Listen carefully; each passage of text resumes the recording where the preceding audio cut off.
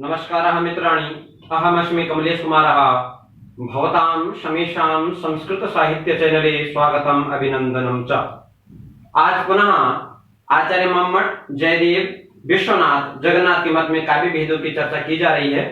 आचार्य मम्मट अपने काव्य प्रकाश में 3 प्रकार के काव्य भेदों की चर्चा करते हैं: उत्तम काव्य, मध्यम काव्य और अधम काव्य। उत्तम काव्य किसे कहते हैं? कहते इदम उत्तमम अतिशयिनी व्यंग्ये वाच्यात् ध्वनिर्बुधैः कथितः। ध्वनि काव्य उसे कहते हैं, अर्थात उत्तम काव्य उसे कहते हैं जहां वाच्याद अपेक्षया, वाच्यार्थ की अपेक्षा व्यंग्यार्थ क्या होता है, अधिक चमत्कार होता है, वह उस काव्य को ध्वनि काव्य अर्थात उत्तम काव्य कहते हैं।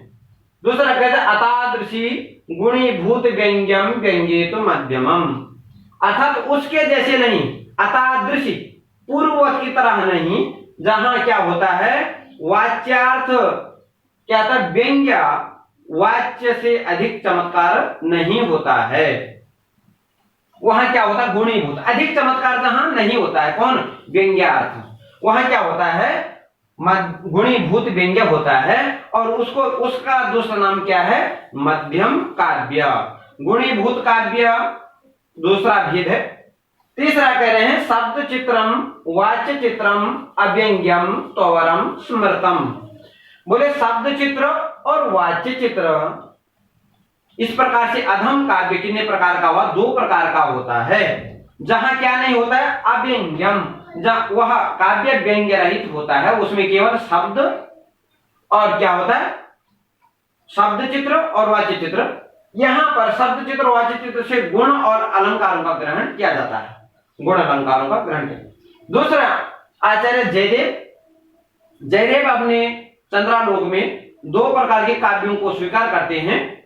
एक है ध्वनि काव्य और दूसरा है गुणीभूत व्यंग्य काव्य।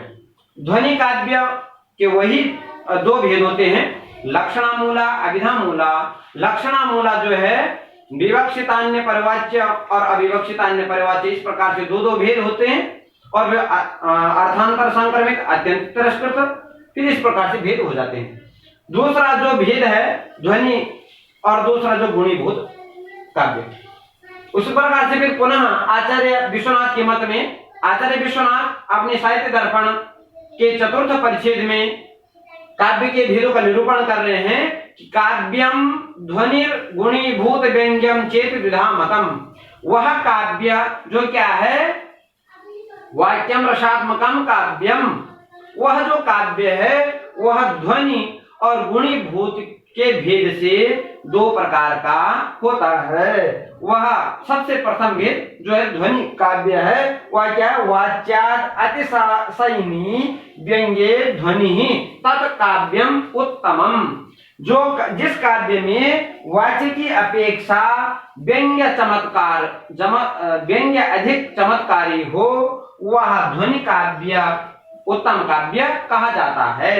दूसरा भेद बता रहे हैं अपरम, मतलब जो दूसरा है, दूसरा कौन सा, गुणीभूत काव्य। तो बोले गुणीभूत व्यंग्यम वाच्यात् अनुत्तमो व्यंग्ये, जहां पर अनुत्तम जहां उत्तम पूर्ववत व्यंग्य का व्यंग्य जहां पर अधिक चमत्कारवान नहीं होता है, वो और वाच्यार्थ क्या, वाच्यार्थ में थोड़ा सा अंश व्यंग्य का होता है, तो वह काव्य क्या होता है गुणीभूत व्यंग्य होता है। अर्थात शब्द और अर्थ जहां पर क्या होता है गुणीभूत हो जाते, गौण हो जाते हैं, ऐसा करें व्यंग्य, गुणीभूत व्यंग्य वहां पर होता है। तीसरा आचार्य जगन्नाथ के मत में काव्य के कितने भेद होते हैं, 4 भेद। प्रथम भेद है उत्तमोत्तम, दूसरा भेद उत्तम काव्य, तीसरा भेद मध्यम काव्य और चौथा अधम काव्य। पहले देखिए शब्दार्थो यत्र गुणी भावितात्मानो कमप्यमर्थम अभिव्यंगतः तत् आद्यम, अर्थात प्रथम काव्यम।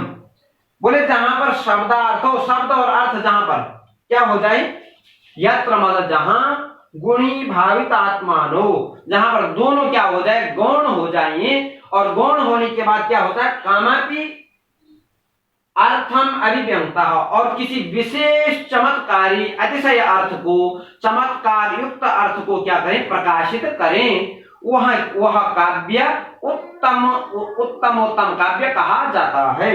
दूसरा बता रहे हैं, यत्र व्यंग्य अप्रधानम एवं सच्चमत्कार कारणम तद द्वितीयम, जिसका जहां व्यंग्य क्या हो, अप्रधान हो, और क्या हो, सच, वह भी अप्रधान तो हो परंतु क्या हो, चमत्कार जिसका क्या हो, मुख्य कारण हो, वह क्या, कौन सा काव्य कहलाता है, द्वितीय अर्थात उत्तम काव्य कहा जाता है।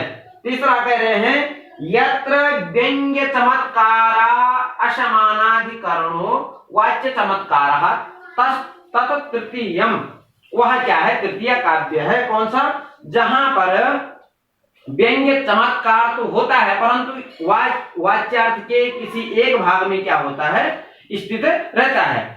तो क्या होता है, वहां वाच्य चमत्कार होता है, व्यंग्य असमानाधिकरण से व्यक्त तो रहता है, किसी एक अंश में व्यक्त रहता, वह क्या है, मध्यम काव्य है। और चौथा जो है, यत्रार्थः चमत्कृति उपस्कृता शब्द चमत्कृति प्रधानम तद अधमम, जहां केवल यत्रार्थः, जहां अर्थ अर्थात वाच्यार्थ, चमत्कृति उपस्कृता, जहां पर क्या होता है, व्यंग्य रहित होता है, केवल शब्द चमत्कृति ही, शब्द ही केवल क्या होता है, प्रधान होता है, शब्द चमत्कृति ही, शब्द अर्थात जैसे आचार्य मम्मट ने कहा कि शब्द जहां पर प्रधान होता है वहां पर क्या होता है, अधम काव्य अर्थात तृतीय श्रेणी का काव्य उसको कहते हैं। इस प्रकार संक्षेप में आचार्य मम्मट के मत में तीन प्रकार के काव्यों के भेद हैं। प्रथम है उत्तम काव्य, जिसका दूसरा नाम क्या है, ध्वनि काव्य। दूसरा जो भेद है वो गुणीभूत व्यंग्य, जिसका दूसरा नाम क्या है, मध्यम काव्य। और दूसरा क्या है, शब्द चित्र और वाच्य चित्र, वो और है वह है अधम काव्य। आचार्य जयदेव के मत में केवल दो भेद हैं, एक ध्वनि काव्य और दूसरा गुणीभूत व्यंग्य, अर्थात ध्वनि जो जिसे उत्तम काव्य कहते हैं, गुणीभूत अर्थात जिसको मध्यम काव्य कहते हैं। तीसरा आचार्य विश्वनाथ के मत में, आचार्य विश्वनाथ भी दो काव्य के भेदों को स्वीकार करते हैं, पहला ध्वनि काव्य, दूसरा गुणीभूत व्यंग्य काव्य। आचार्य जगन्नाथ चार प्रकार के भेद स्वीकार करते हैं काव्यों के, प्रथम उत्तमोत्तम, दूसरा उत्तम, तीसरा मध्यम और चौथा अधम काव्य स्वीकार करते हैं। इस प्रकार जो है आचार्यों के मत में काव्य के भेदों की चर्चा की गई। अस्तु, धन्यवादः, नमो नमः।